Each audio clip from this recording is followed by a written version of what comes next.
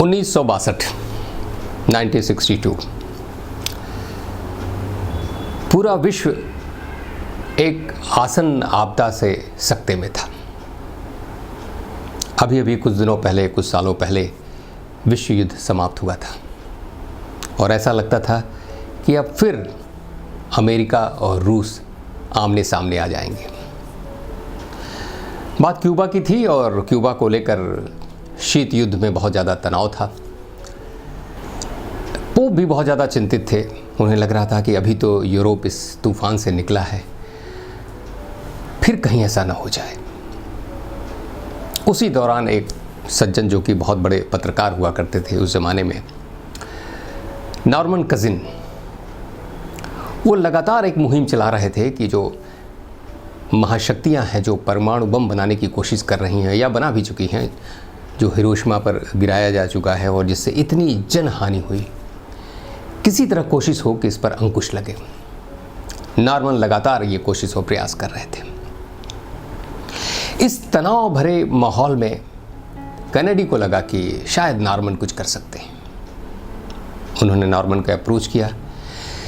Norman चूँकि बड़े पत्रकार थे और विश्व में बहुत सारे लोगों से उनके अच्छे संबंध थे, तो उन्होंने सारी मुहिम अपने तरीके से चलाई और कैनेडी और क्रुश्चेव को उन्होंने एक टेबल पर लाकर बैठा दिया। और फिर 1963 में जो ट्रीटी साइन हुई उसका नाम था लिमिटेड टेस्ट बैन ट्रीटी। विश्व ने राहत की सांस ली और नॉर्मन को बहुत ज़्यादा सराहना मिली। लगातार उन्हें पुरस्कारों से नवाजा गया और यहाँ तक कहा गया कि उन्होंने एक बार विश्व को इस भयानक त्रासदी से या तूफान से बचा लिया है।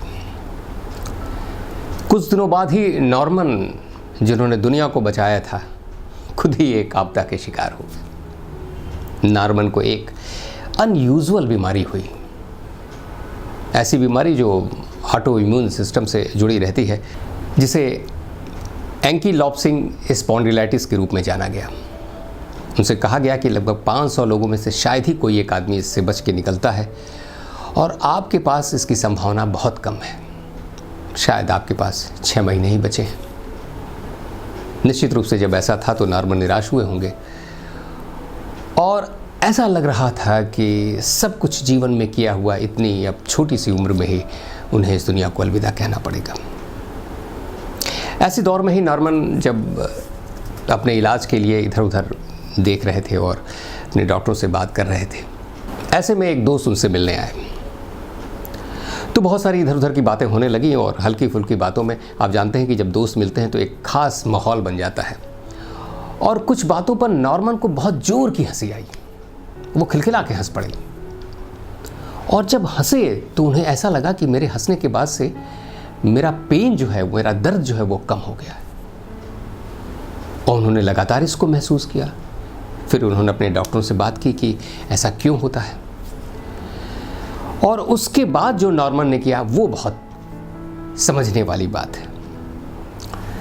नॉर्मन ने विटामिन सी की डोजेस लेनी शुरू की और दुनिया में जितनी भी कॉमेडी की फिल्में थीं, जितने भी जोक्स की बुक थीं और भी जैसे कैंडिड कैमरा जैसे शो थे, उन सबको मंगाया और लगातार वो उसे देखना शुरू किया उन्होंने।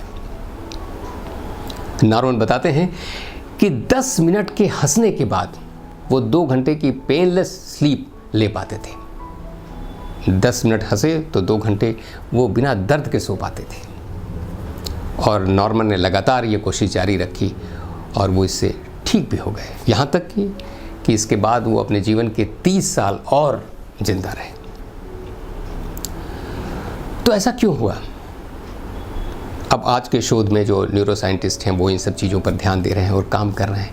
उन्होंने पता लगाया कि हंसने से सेरोटोनिन नाम का एक न्यूरोट्रांसमीटर रिलीज़ होता है, एक हार्मोन रिलीज़ होता है, जिसकी वजह से जो बैड हार्मोन्स होते हैं, जैसे आप चिंता करते हैं, एंग्जाइटी होती है, गुस्सा होता है, इन सब चीज़ों से जो हार्मोन कार्टिसोल वगैरह निकलते हैं, वो उन सभी पर ब्रेक लग जाता है और इसकी वजह से आपके इम्यून सिस्टम को बहुत ताकत मिलती है और आप बीमारी से पूरी तरह लड़ सकते हैं। शायद यही तरीका नॉर्मन के काम आया और नॉर्मन इससे बाहर निकल पाए।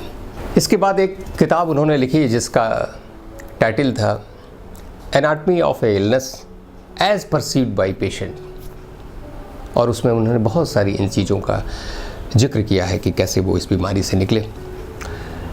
इसके बाद बहुत सारी किताबें उन्होंने लिखी और वो दुनिया के एक बहुत बड़े लोगों में से एक अपने समय में रहे। तो क्या ऐसा होता है? नॉर्मन ने ऐसा क्या किया? जब वो बीमार पड़े होंगे तो वो भी निराशा के शिकार हुए होंगे, उन्हें लगा होगा कि ज़िंदगी अब बहुत मुश्किल है और शायद अब कुछ नहीं हो सकता। लेकिन फिर उन्होंने अपने को मजबूर किया खुश रहने के लिए, हंसने के लिए, पॉजिटिव रहने के लिए। और शायद आप कह सकते हैं कि भाई जब दुख का माहौल होता है, जब मायूसी का आलम होता है, तो यार कैसे कोई हंस सकता है? पर क्रक्स तो इसी बात में है कि जब आप मायूस हैं, जब आप हारे हुए हैं, जब आप थके हुए हैं, जब लगता है कि ऐसा कुछ नहीं हो सकता, तब क्या ज़बरदस्ती आप अपने को हंसा सकते हैं? कहते हैं कि एक बार की ज़ोरदार हंसी 45 मिनट्स तक, यानी 45 मिनट तक आपको डिप्रेशन से दूर रखती है। बहुत सारे कामों में आप अपने साथ ज़बरदस्ती करते हैं, आप ज़बरदस्ती पढ़ते हैं, आप ज़बरदस्ती नौकरी भी करते हैं, आप ज़बरदस्ती बहुत सारे काम ऐसे करते हैं। तो ऐसा क्यों नहीं कर सकते?